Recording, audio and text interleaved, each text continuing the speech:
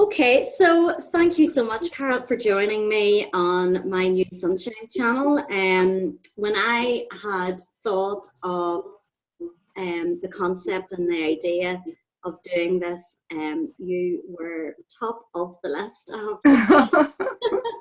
So I'm delighted you're here.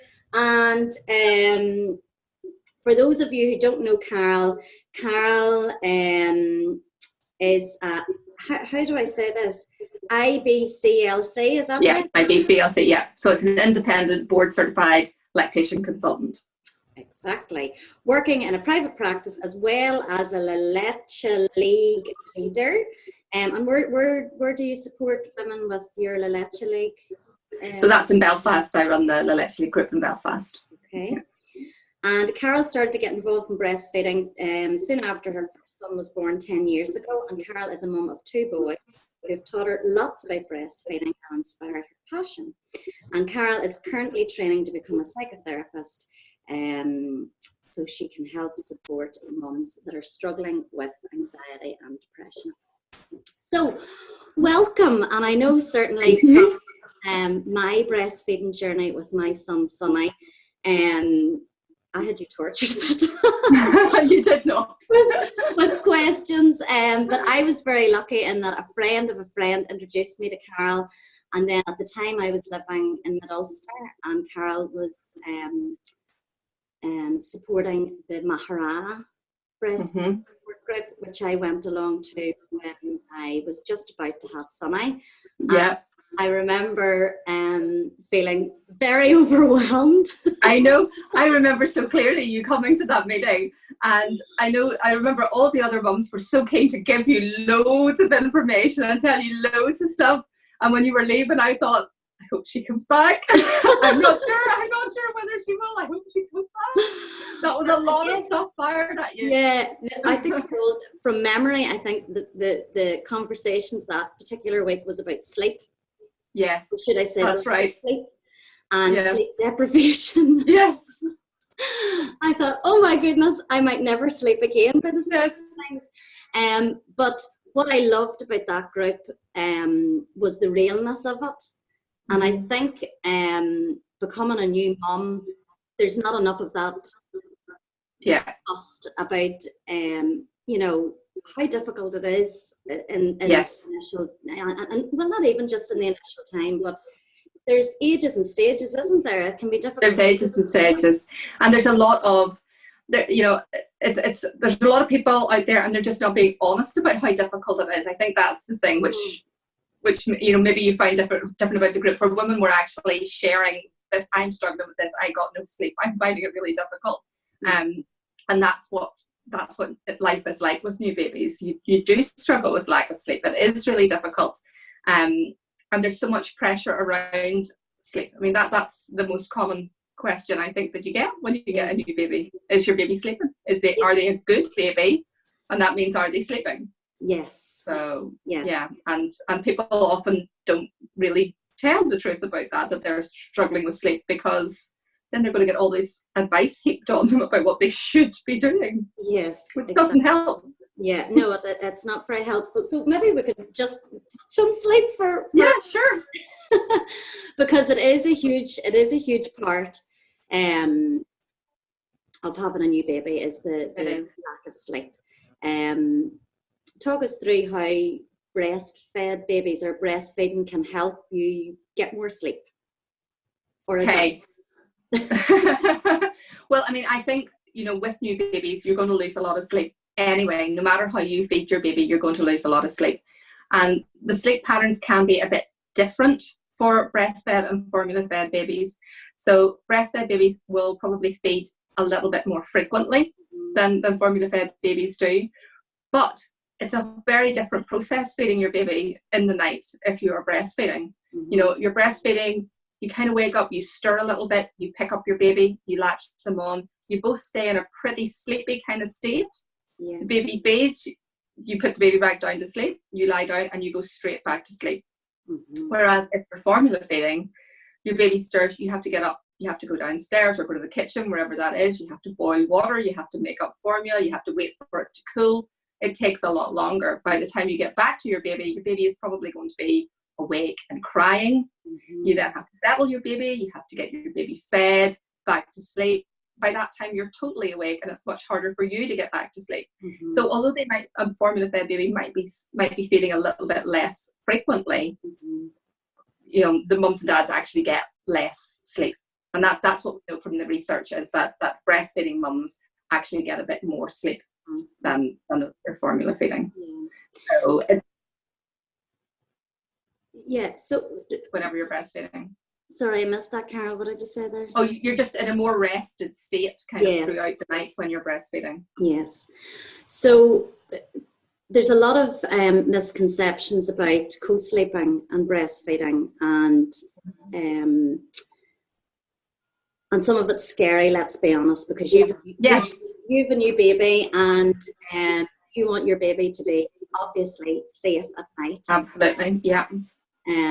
So can you talk us through, because I know that was when I had Sonny and I was breastfeeding, we co-slept, but I did a huge amount of research, not only into breastfeeding, but also into co-sleeping. So yes, mother really safe in the decision that I had. Yes. So can you talk us through the research with regards to that, and I suppose how to safely co-sleep with your baby? Yes. Yeah, and I think that's the thing. It's about making it safe. So first of all, I think the first thing to say is that it is natural for mammals to sleep with their babies. You know, we're really the only mammal who would think that would be a normal thing to put your baby somewhere separate from you. All other mammals curl up around their babies, you know, when they are sleeping, and sleep with them. And that's, we look at all these lovely pictures of mammal mums with their babies. We think, oh, how cute, isn't that lovely? But then we try to put our own babies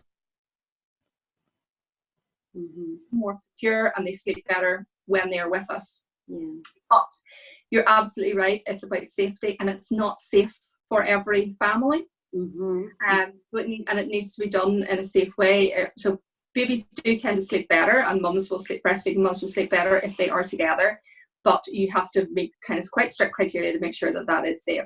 So it does need to be like a full-term healthy baby, and babies that are very low birth weight or premature, they're just a bit more vulnerable. Baby needs to be on their back. There needs to be no one smoking who is in the bed, and I think that's a big thing, which makes it you have to just rule it out for some people altogether. So nobody can be smoking, nobody can have taken any kind of drugs or alcohol that might impair them. Baby can't be too hot. It does need to be a breastfeeding mum. Breastfeeding mums sleep with their babies in a slightly different way to formula feeding mums. They tend to sleep with their babies down at their breast, and they curl around them, and they tend to have their arm kind of up so the baby can't get up into the pillows, and if their legs curl around, so the baby can't get down. Whereas we know from the research that formula feeding mums tend to have babies up near their face. I don't know why this is, but it is the way that we just place our babies when we sleep with them. So then those babies are in the pillows. As, you know, they're up near the pillows, so that makes it less safe. So there's a series of things around that you have to make safe. It has to be a proper bed, and that is one of the big things as well, I think, which is important why we talk about this, because you're tired when you have a newborn. You are sleep deprived, and when you're breastfeeding, you get bathed in all these lovely hormones that make you sleepy, and they're designed to make you sleepy. So there is a likelihood that you may fall asleep. But if people are afraid of sleeping in the bed, then they'll think, well, I can't do this isn't safe, I'll go to the sofa. I'll go and feed them on the sofa. You're talking about breastfeeding in the bed with your baby? Yes, well, just generally, you know, people are worried sometimes about feeding in the bed in case they fall asleep. And then they think, well, I'll go down and sit on the sofa, you know, and I'll hold my baby there, or baby will only sleep on them. So maybe not even particularly the breastfeeding, but the baby will only sleep on them, but they're worried about doing it in the bed, so they'll go and sit on the sofa. But, you know, it's actually more risky if you fall asleep in that situation than if you have made the bed safe. So so the NICE guidelines have actually changed on that a few years ago, where they used to say that it shouldn't be done, you shouldn't sleep with your baby. They no longer say that. They now say that parents should be informed they should be given the appropriate information so that they can make an informed decision about where their baby should sleep and where is the right place for them. And the Lullaby Trust have brought out information about co-sleeping as well. Brilliant. So it is the biologically, physiologically normal way to sleep is with our babies.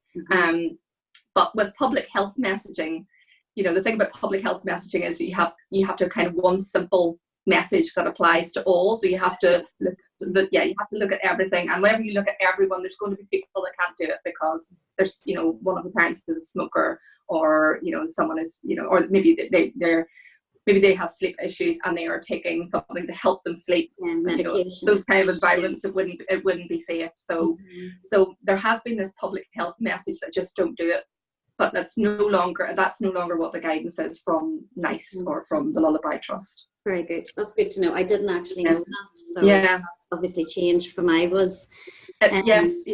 So it's exactly as you say. It's about parents getting that information, reading through it, and so that they can say, right, what's the risk profile? Do I meet that profile? Where am I comfortable with my baby sleeping, and making the right decision for them? It's interesting because Sonny will be 5 now in February, and in many ways you do forget about those early days, don't you? The older they get, and just when you where you position your baby in the bed. I remember we talked about that one of the weeks at our Maharala Lech meeting, and I actually was sleeping like that. What's the word? The cuddle curl? Yeah. Like a natural thing. That was just the way my body naturally just curled round Sonny and Sonny's breast. And, I most definitely did fall asleep when he was feeding. And I also just say that actually Sonny, I still co-sleep, so Sonny still sleeps in the bed with me, and I think this is another big thing, isn't it? It is. Kids sleeping in their own bed, in their own room. And I'm of the belief that they'll do that whenever they're ready. Yes. I also think what you touched on at the start was that sometimes people aren't very honest about their sleeping arrangements as well. Yes. If somebody was more honest about it, we'd realise, well, actually, we're all kind of similar. The kids do. Absolutely. In the middle of the night, whether they stay there or they go back to their room. So yeah. Can we touch maybe on something that I think as women and as mothers we all feel, and that is pressures from society and programming that we feel. It's hard to get away from it. You can't kind of break away from it. It's there all the time. Yes. Family members, or from the media, or from friends, or so. Can we touch on that? Yes. I think you're absolutely right. There are all these kind of social norms out there which aren't biological norms. They aren't the physiological norms. They have come. They've really come through industrialization. Really, whenever people needed to go to work and needed to go to factories, and everything kind of changed, and psychology started, and early psychologists started having theories about what parenting should be like, and wrote books about not giving your child too much attention and all this kind of stuff, which just skewed us away from what was biologically normal and what everybody would have been doing a couple of 100 years ago. So sorry, when you say industrial times, how long back are you going with regards to that? Like, are we talking about? Well, I suppose it'll depend kind of, I suppose, whether, people were in urban situations or rural situations. That will very much depend. But, in urban situations, if you think about Victorian times, whenever there were factories and women needed to suddenly be in factories and they needed to be there for periods of time, that's really when scheduled feeding came in.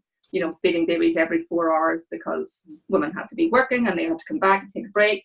And babies would have been brought to the factory at that time and fed through railings and things like that. Yeah. So I meant Victorian times. So you're talking 1800s kind of then. 1800s. Really.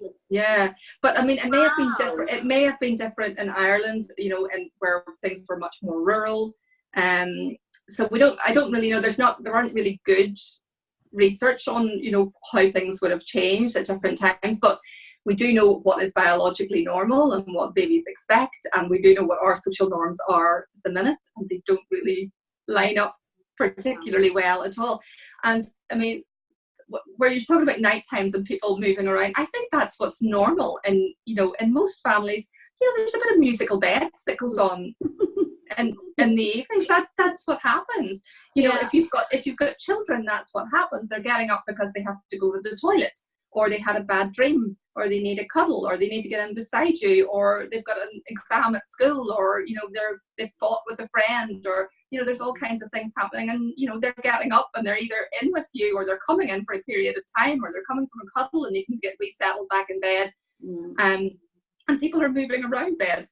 A child might come down, and a partner might move away, to another bed, and that's the reality of what's happening, But I don't think people talk about it enough. We just assume that everybody is putting their child to bed at 7 or 8 o'clock, and then they stay there until 7 o'clock the next morning, and that's the way it is. And I don't think that's reality for most people. No. Do you know, I was watching the other night Grand Designs, and this couple had built this fabulous big house, and their bedroom was up at the very top of it, like in the attic part of it. Yeah. And when you walked up the stairs, there was a corridor, and there was 2 bedrooms. Yes. Yes. And I thought, this is quite radical. This is quite amazing. So they had 2 bedrooms. One for her. Well, actually, that's a lie. They had their marital bed, and then they had a bedroom that one or either of them could go to if a child was up, or if they were snoring, or if there was some disruption in the middle of the night. And I thought, that is just amazing that they've put that out there to show that actually this is normal. Yes. That goes on in every household, everywhere. Yeah. Yeah, and most people who hear like this is going out to a Northern Ireland audience. Most people probably will have been to the Folk and Transport Museum in Coultraw. You walk around those houses. I mean, how many bedrooms are there, and what sizes were those families? Those families were all sharing bedrooms. It's not like it is now, where we expect that parents are in a room and all the children are in their individual rooms, or there's maybe 2 of them to a room, but there's not much more than that. People being in very small houses, maybe 10 children in 2 bedrooms. I know. That's the way it was. So the way what our social norms are now are very different to what they were not that long ago. Really. And I think people really worry that if they have their small child in their bed, that they're not going to be able to move them out. And they worry about this really early on. They worry, when their baby is really young, that they'll never get them out. And that's not what happens in reality. I mean, in reality, no matter what we do, how we parent our babies, they grow up and they grow away. Yeah. And that's what they do. It's sad. It is, I know. It's sad. It's sad and it's wonderful all at the same time. Yeah. But that's what they do. They grow up and they grow away, no matter what we do. And, just because you have your 4 or 5-year-old in your bed now, it doesn't mean that he's going to be there in another few years. No.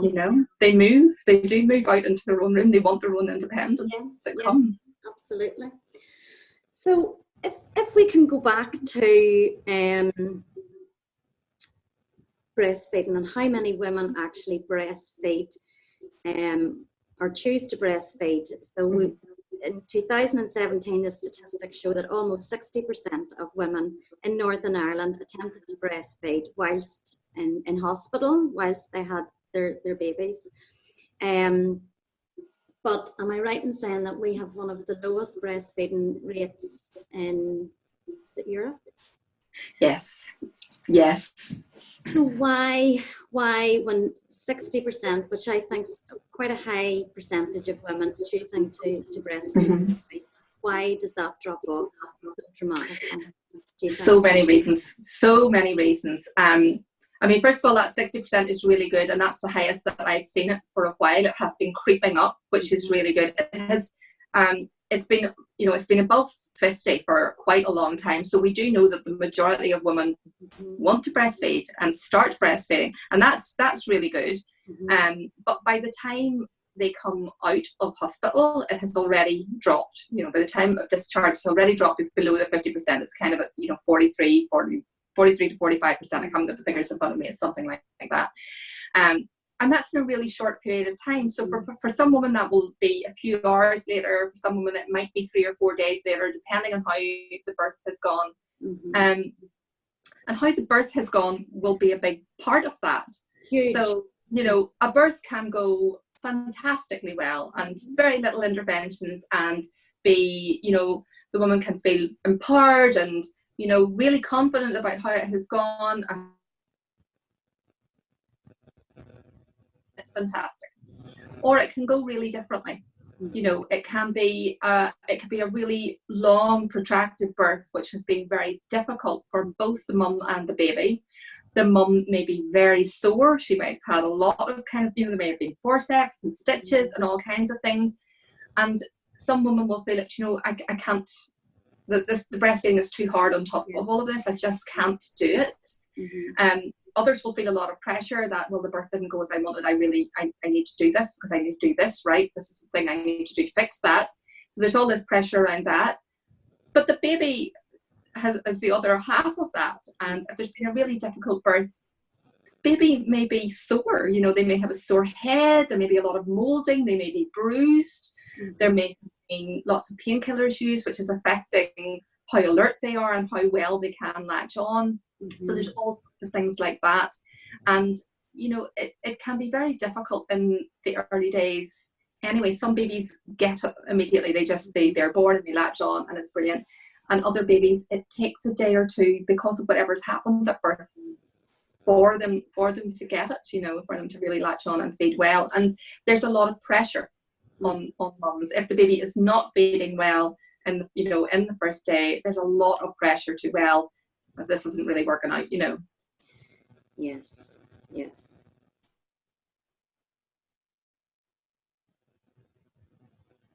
They might have to use they might be suggested that they have to use a little bit of formula at that point, and it will depend on what that mum's attitude is to formula. Then, you know, some will just think, well, you know, they've had some formula now, this isn't working, you know, I may as well just carry on with that. And some mums will see it as, well, this is just a thing to get me over this little hump. I can't keep breastfeeding. So it will depend on the support that she is getting and the information she's getting about whether this is a temporary thing or not, you know, as well. And it's like, it's totally overwhelming. Totally. Like, like, for those of you who don't know, and actually I've never actually spoken about it publicly, only to friends, but I had planned a home birth, a water birth at home, and after 17 hours then needed transferred to hospital for an assisted delivery. So the emotion that I was devastated, devastated. Yeah. I couldn't even put it into words how devastated I was that I was in hospital, and I'd different interventions then. The placenta wouldn't come away, so I ended up in theatre. I ended up having an epidural, which is what I did not want. And Johnny was delivered by suction delivery. So it was not the way I had dreamed, planned, envisaged, researched to the hilt about how I wanted my birth to be. But that's the way it was. And I found myself, I was grieving. I was grieving the birth. Yes. I didn't have. And no one really could understand that, because the message that I got in hospital was, well, aren't you lucky that you have a healthy baby? And I said, that was always part of the plan. That was always part of, you know, I always wanted a healthy baby. But sure, you're okay now, and the baby's okay now, and you know, it was this very kind of stiff upper lip. Nobody really understood how devastated I was. And what I would say to mums out there is, if your birth doesn't go according to your plan, you know, do seek out some support, additional support after you have your baby, because I know from myself, it was going to the group with yourself, Carol, and all the other women, and actually talking about it. That really helped with the healing of it and the grief and the acceptance of it. That okay, this is my birth. I'm going to own my birth now and accept it for what it is. But it's still, even talking about it now, I could cry. I could cry in front of a hat. Yes. So births do matter. How we birth. Births do matter, absolutely. They are a huge physical and emotional experience for us to go through. They absolutely do matter. And the experience that you have as a woman matters. You know, I just, the way that you were saying there, that, you know, they were saying, well, sure, aren't you lucky you've got this healthy baby? There is almost this, it's like, I've heard it referred to as like a sweet analogy, like a sweet and a sweet wrapper. And you get the sweet out, and that's the baby, and everybody cares about the baby, and everybody's worried about the baby, and all the checks are being done on the baby, and the sweet wrapper is just discarded. And nobody is really looking at the mum. I mean, they'll look at the physical side of the mum and making sure everything, but there isn't this kind of support for, well, this did not go as you want, and you felt completely out of control there, where this was taken, you know, this idea was taken from you, and this other thing was what you experienced instead. And it's a huge thing. It's an absolutely huge thing. And it can take a while for you to come to terms with that. And you're doing that on top of just all of this other stuff around learning what to do with this small little person that you've suddenly got, that you've got no experience of, and you've got no manual to tell you what to do. You've got all of this huge stuff that you have to learn on top of all this emotional stuff that you're processing. It can be really difficult. And that's what it is, you know, as a woman, I thought that this would be easy. Yes. I thought, how difficult can breastfeeding be? You just pop your baby on your boob and away you go. But actually, it's a skill. It's a skill. It's a total skill. Like, absolutely. And one that we don't see that often in society. Like, before I had Sonny, I could count on one hand, or less than one hand, the amount of breastfed babies I have seen over the years. So we don't know. And babies don't know either. Babies knew all of this too. Yes, absolutely. It's like the two of us, or the two, you know, it's like mommy and baby are learning this new skill together. Yes, it is a hugely difficult thing to learn to do, and you're doing it on top of sleep deprivation and all of this other stuff, and you have to be doing it kind of well enough that the baby is getting enough milk and thriving. So there's a lot of pressure on you to get this new thing right, to learn it very quickly and to get it right. It's a really difficult thing, and I think that there's a problem with that whole idea that it should be easy, and because it's natural, it's easy. You know, there's this idea that those two things are linked. You know, that natural equals easy, and it doesn't. And I don't know why we've got that for breastfeeding, because we don't have it for birth. Yes. You know, birth is a completely natural experience, but nobody goes into that thinking, well, this will just be a breeze, and you know, and I'll not have to worry about it. And we talk lots to women about how to get through it and how to manage the difficult parts of it, and this is what you can do for pain relief, and here are all your different options. And nobody really talks about that enough, about breastfeeding, that actually this is difficult too. These are the things that will help you get through those early weeks, and it's okay to use pain relief as well, because you know, breastfeeding is difficult. And I mean, there are some people who their baby is born and they pop them on the breast and that's it, and everything goes great, but they are the minority. They're the minority. Most women struggle with some aspect of it, you know, and you know, while you're learning, it can be painful too. And I mean, like in my experience, and I think it's a real problem that, like, you know, you'll get things on the internet saying that it should be completely painless from start to finish from the minute your baby is born, because that's not really the truth of it. No. It becomes completely painless from start to finish, and easy and all of that stuff. And all of that. And also I would say, like, an amazing parenting tool. Absolutely. Like, the Absolutely. most amazing parenting tool Yeah. that you have. But in those early days, like when Sonny initially latched on, it was toe curling. Like, it literally. Yes. Oh, Yes, and that's what it is. It's really intense. Mm-hmm. It's a really intense pain, and I think that maybe, you know, people are afraid to tell mums that, in case they don't breastfeed. Mm-hmm. But they don't approach birth in the same way. No. You know, they'll tell them this is going to be sore, Yes. and you know, and it's really intense, and it will build, and it will get more and more intense. And you know, even after your baby, that they think of it like after pains, you know, that your baby is born and this is like part of what happens. You know, you're going to be feeling these after pains as your womb contracts back down, but every day that passes after the birth, it gets less and less. Mm-hmm. And I encourage them to kind of think of it like that about breastfeeding. And obviously that the pain should only be right at the start. It's only as they latch on, it's only as they're kind of extending the nipple, but it should only last a few seconds, and it should be for a few days, and it should be getting less and less and less. And then it should be completely pain-free from start to finish, and enjoyable and wonderful. And even in those first few days, you know, they might get this really intense pain, but it should be gone, you know, 20, 30 seconds and it should be gone. And then the rest of the feed should be enjoyable and nice. And, you know, it has to be nice or we wouldn't do it. Exactly. You know, humans wouldn't be here if they didn't get these really nice, you know, these kind of really rewarding hormones. Yeah, it's beautiful. It has to feel really good, or else you wouldn't do it. And that's, nature has kind of put all of these really rewarding feelings and hormones into it, so that you keep picking up your baby and putting them on, because that's what the baby needs to survive. Yeah.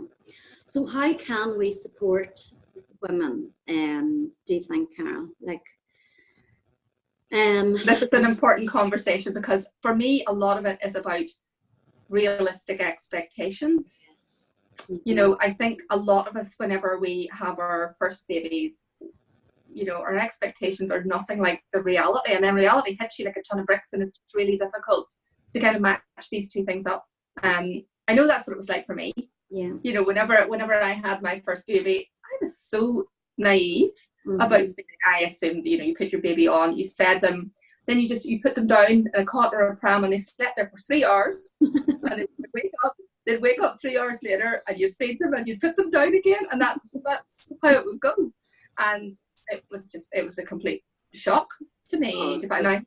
You know, the feeding actually went quite well with him, and so I didn't really struggle with the feeding so much for him. It was more that, you know, that he wouldn't be set down, and I had not been prepared for that. I hadn't been prepared for how much a baby needs you. You need your body physically. Yes. And it's not all about feeding. They need to be on your body. They need to be held. They need to be carried, and they're not happy. They're not settled unless they feel you. And I was completely unprepared for that. Completely unprepared. So I think we can really help people by talking about that and saying this is normal. This is normal. This is what normality is. You know, baby. Yes. Can you repeat that? Sorry, Carol, just about the babies being close to us and being on us. Yeah, that they need you really intensely. The babies, they need your bodies. You know, we're very good at telling women straight after birth that their baby should be on their body, and it's really important for them, you know, to stabilize their heart rate. Yeah, the skin to skin. It's really important to stabilize their heart rate and to stabilize their breathing and their blood sugar and all these other things. And then we kind of wheel them back, you know, out of delivery, back to maternity ward, and they're, you know, into the bed with this little cot beside them, this little plastic cot beside them. And then mums think, well, the cot's there, that must be where I'm supposed to put the baby. We don't really talk about, actually, it's okay to keep holding your baby, and your baby really wants to be held. And when you go home, your baby still really wants to be held. And for weeks and months, your baby really wants to be held, and that it's normal and it's okay for them to want to be on you and to want to sleep on you and to want to fall asleep at the breast and all of that. And I think it's really important that we talk about that kind of thing and prepare. Yeah, because there's a huge conditioning and belief in society that, you know, if you hold your baby too much, you're going to spoil your baby. And I think that's a really sad. It's really sad. Belief It's really system, sad. you know, because they're tiny wee things, you know. They're tiny things, and they need you. They need you. You know, when babies are born, they're just about working. You know, they're none of their systems are really very mature. You know, the basic systems are in place, the basic life support systems are in place, but they're not very good at regulating them. And that comes as they get bigger. And it's really because we give birth to them, we're kind of limited how long we can gestate them, because we've learned to stand upright, and we've got fairly narrow pelvis, and we have to give birth to them when we do, because if we allowed them their brain to develop any further, we wouldn't be able to birth them. But our babies they're kind of premature. If you think about other mammals, you know, if you think about cows or horses or sheep or any of that, you know, when the babies are born, within a very short time they're up on their feet and they're following mum around. Yeah, that's true. Even little dogs and cats, you know, they're a bit more immature. They're, you know, their eyes are closed, they're kind of blind whenever they're born. But very quickly, you know, within a few days, they're up and they're running about. And our babies are very different. They're really very helpless, and their brain is just not as developed to be able to do those things. And they're really designed to be born and move onto your chest and be held there, and to finish the development there. So there's you know, they'll be referred to in some books as extrogestates for that first 3 months, where they're supposed to just be on you and continuing their development. Yeah. And for any women out there that are thinking, how on earth do I get anything done, because I've other children, I've other things to do around the house, and that's where slings come in.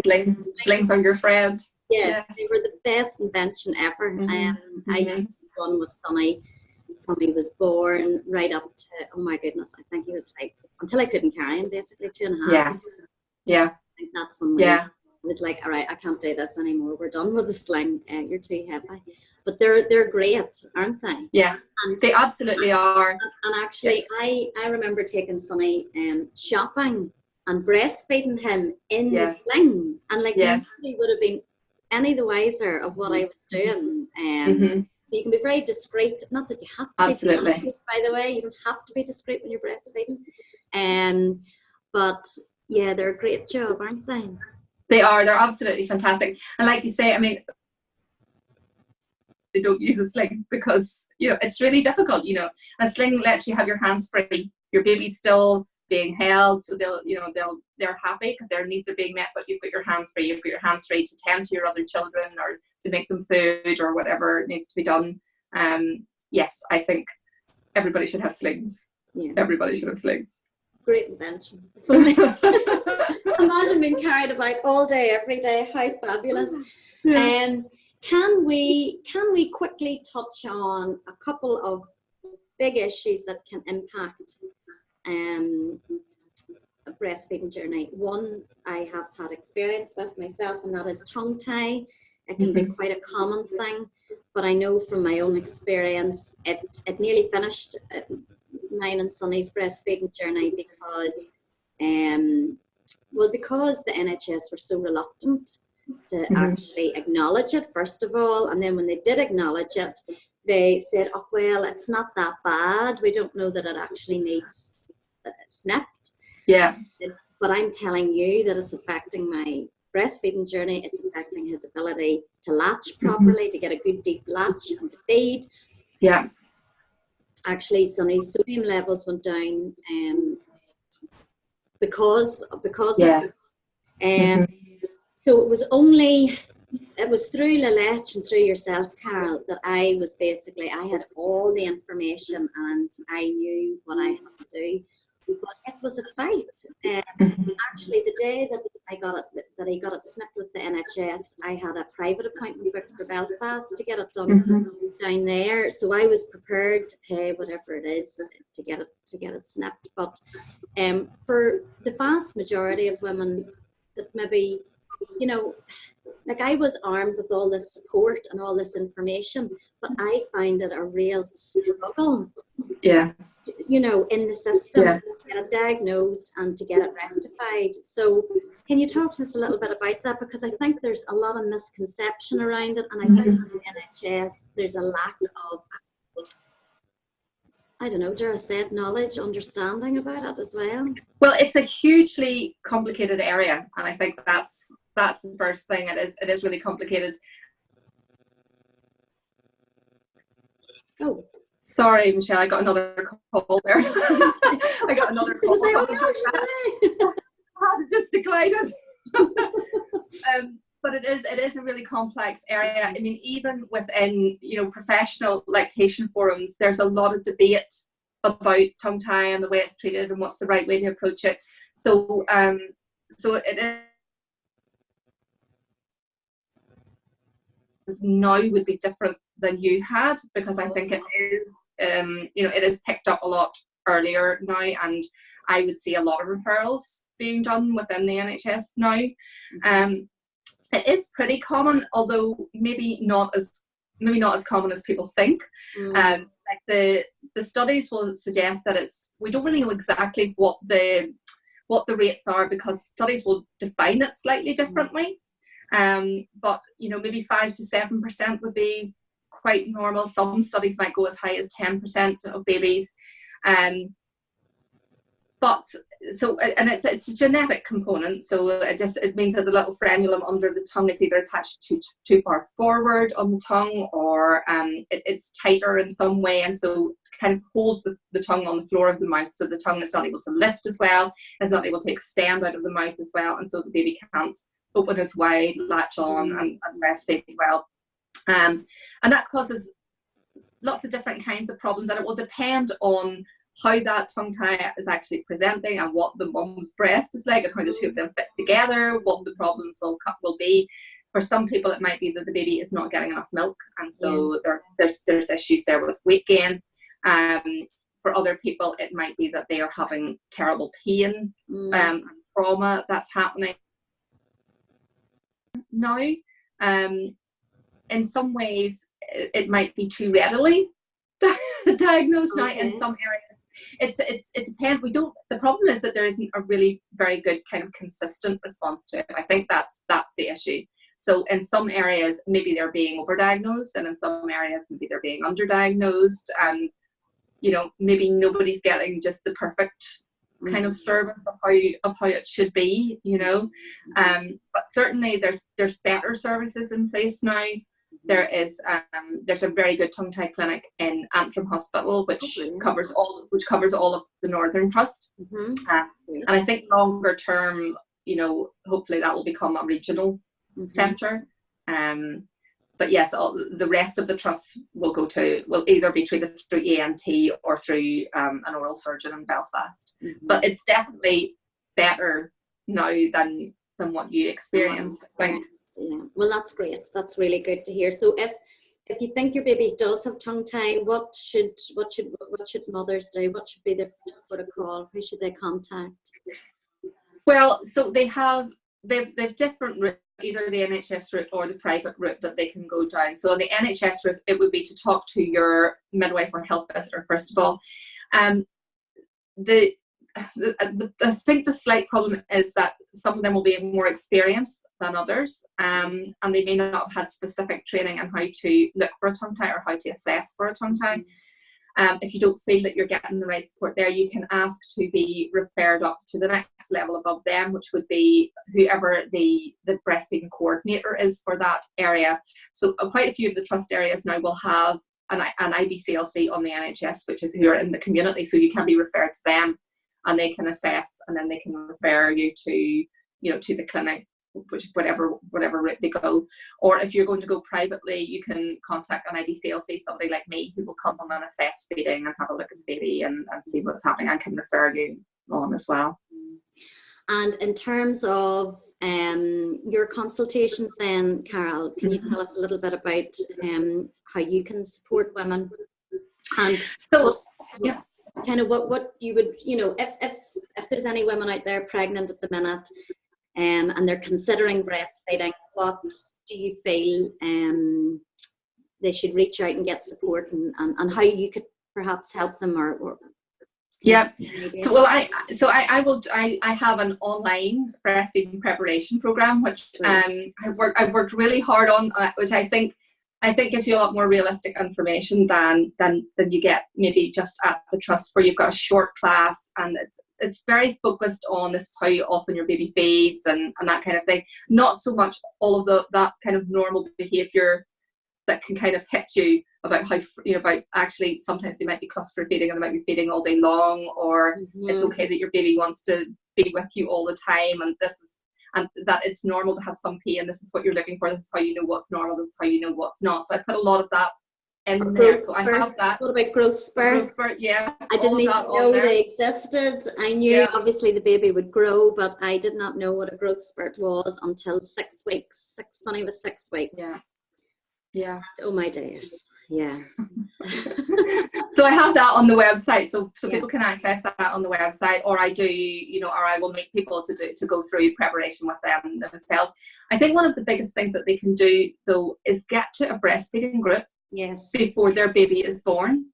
I think we learn from watching people. It's really, you mentioned earlier on about how you've seen so few people breastfeeding, and I think that's a big thing. If you lived in a Scandinavian country where virtually everyone breastfeeds, it's very different to here. You'd be seeing it all the time, and people would be talking about it, and it would be normal. You would understand how to position your baby, and you'd hear people talking about, well, I had this problem and so I did this, and everybody would know a bit about it. If you were having a problem, your sister, your aunt, your mum, your cousins, they all have breastfed, and they'd all say, well, that happened to me and I did this. And so you have all of this support around you, and we're missing that here.